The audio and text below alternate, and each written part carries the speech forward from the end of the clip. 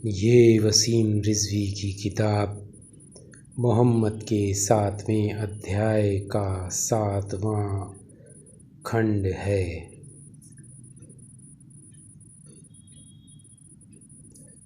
हजरत फ़ातिमा ज़ाहिरा यानी पवित्र महिला के पिता मोहम्मद और आपकी माता खदीजा इस्लाम को स्वीकार करने वाली पहली स्त्री थीं। खदीजा अरब की एक धनी महिला थीं जिनका व्यापार पूरे अरब में फैला हुआ था। उन्होंने विवाह के उपरांत अपनी सारी संपत्ति इस्लाम प्रचार के लिए दे दी थी और स्वयं साधारण जीवन जीती थीं। अधिकांश इतिहासकारों ने उल्लेख किया है कि उनकी पुत्री हज़रत फ़ातिमा ज़ाहिरा का जन्म मक्का नामक शहर में जमाद युस्सानी अरबी वर्ष का छठा मास की 20वीं तारीख को बेसत के 5वें वर्ष हुआ था। कुछ इतिहासकारों ने इनके जन्म को बेसत के दूसरे व तीसरे वर्ष में भी लिखा है। एक सुन्नी इतिहासकार ने आपके जन्म को बेसत के पहले वर्ष में लिखा है।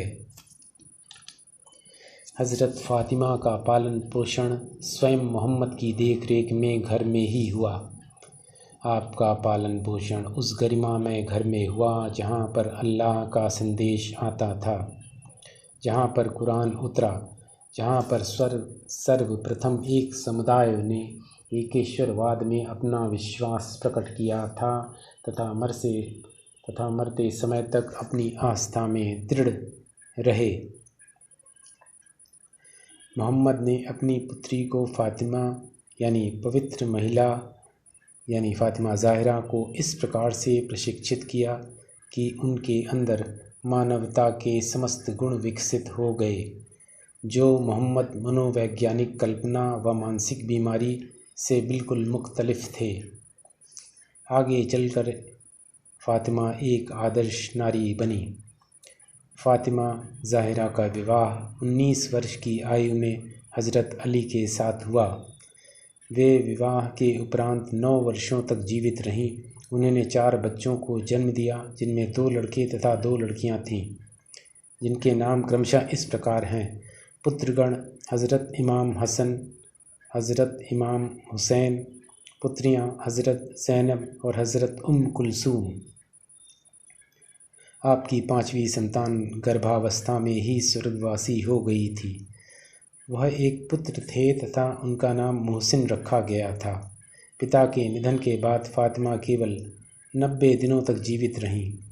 हज़रत पैगंबर के स्वर्गवास के बाद मोहम्मद के करीबी दोस्तों, जो कि मोहम्मद की सत्ता पर काबिज़ हो गए थे, उन्होंने जो अत्याचार आप पर किए, आप उनको सहन न कर सकीं तथा स्वर्गवासी हो गईं।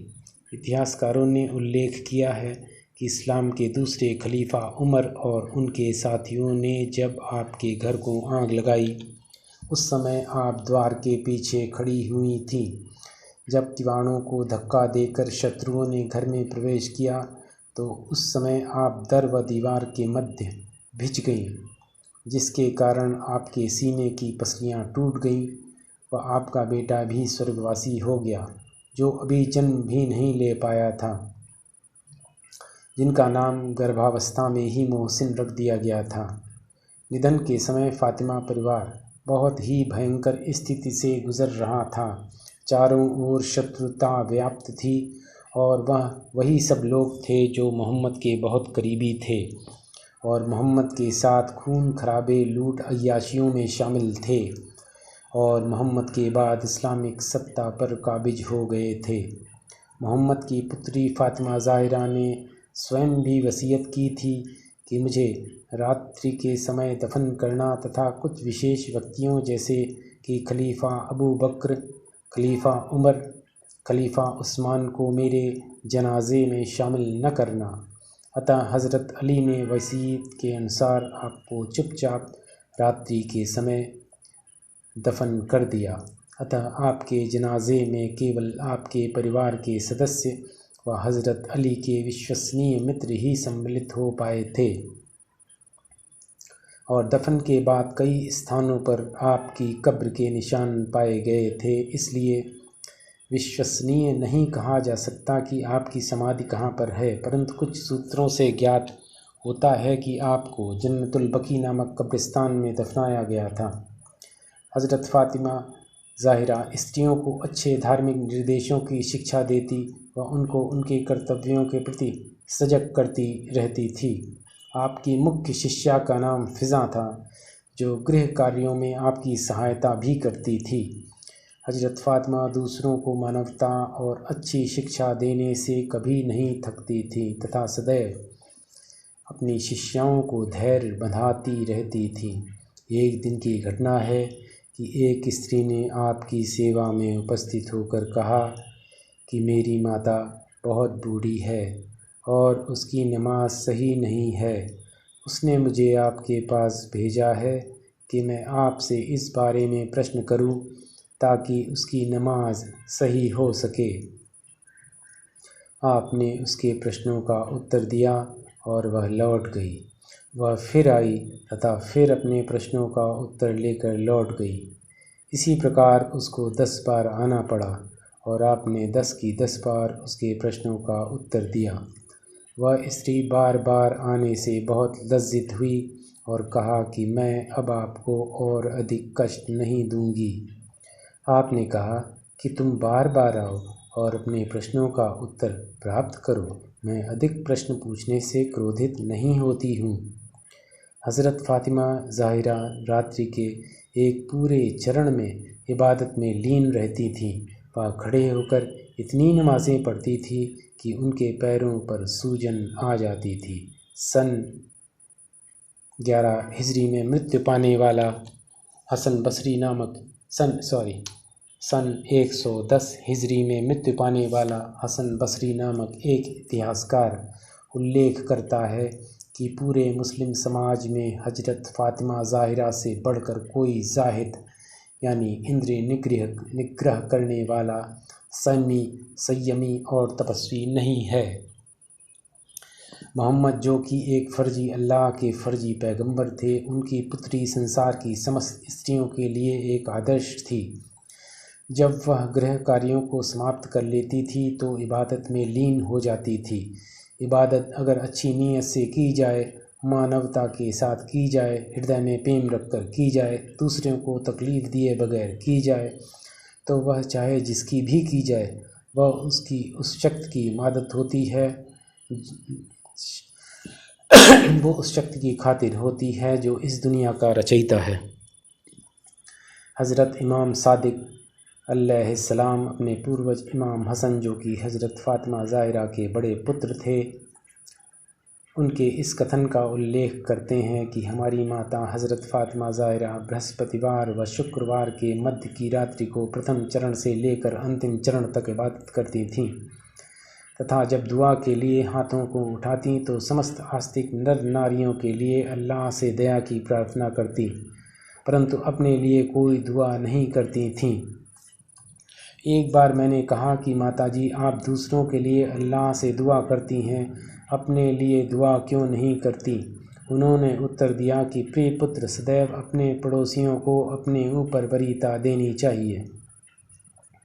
हम तो यह मानते हैं कि मोहम्मद के बजाय मोहम्मद की पुत्री ने अगर इस्लाम धर्म स्थापित किया होता तो शायद आज मुसलमान कट्टरपंथी न होता, हृदय में किसी के लिए नफ़रत न रखता, हर एक धर्म के मानने वालों के साथ हमदर्दी रखता और धर्म का असली मतलब भी यही है कि एक शक्ति है जिसने पूरी दुनिया को बनाया है और हर मनुष्य को पैदा किया है। कोई भी धर्म किसी भी रूप में उस व्यक्ति को मानता है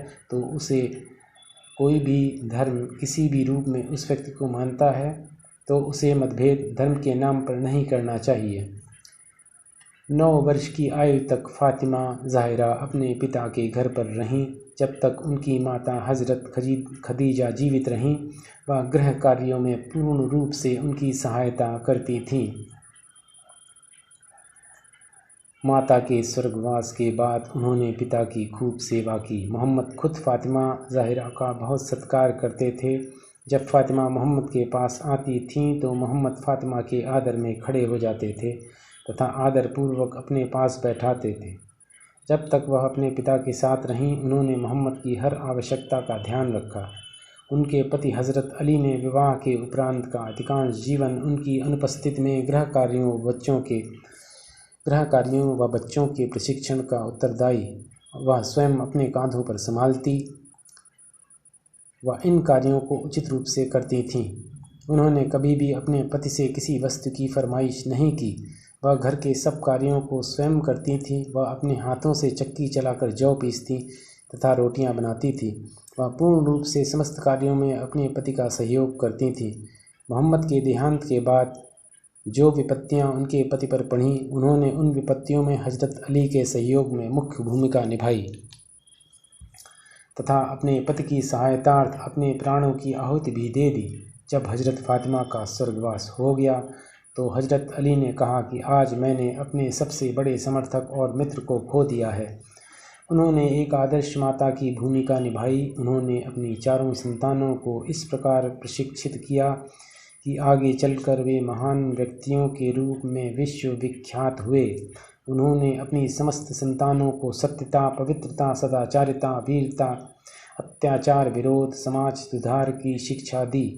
वे अपने बच्चों के वस्त्र स्वयं धोती थीं व उनको स्वयं भोजन बनाकर खिलाती थीं। वे कभी भी अपने बच्चों के बिना भोजन नहीं करती थीं तथा सदैव प्रेम पूर्वक व्यवहार करती थीं। उन्होंने अपनी मृत्यु के दिन रोगी होने की अवस्था में भी अपने बच्चों के वस्त्रों को धोया तथा उनके लिए भोजन बनाकर रखा। मोहम्मद का रोग उनके जीवन के अंतिम चरण में अत्यधिक बढ़ गया था। फ़ातिमा हर समय अपने पिता की सेवा में रहती थी।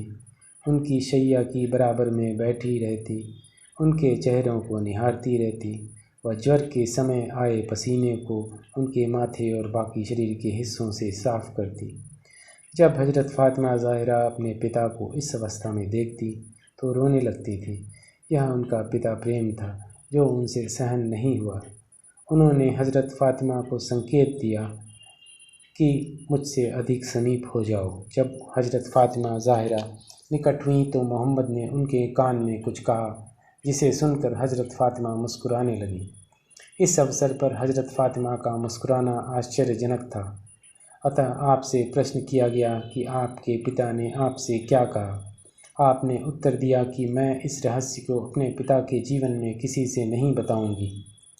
मोहम्मद के देहांत के बाद फ़ातिमा ज़ाहिरा ने इस रहस्य को प्रकट किया और कहा कि मेरे पिता ने मुझसे कहा था कि ए फ़ातिमा, आप मेरे परिवार में से सबसे पहले अल्लाह के यहाँ मुझसे भेंट करोगी।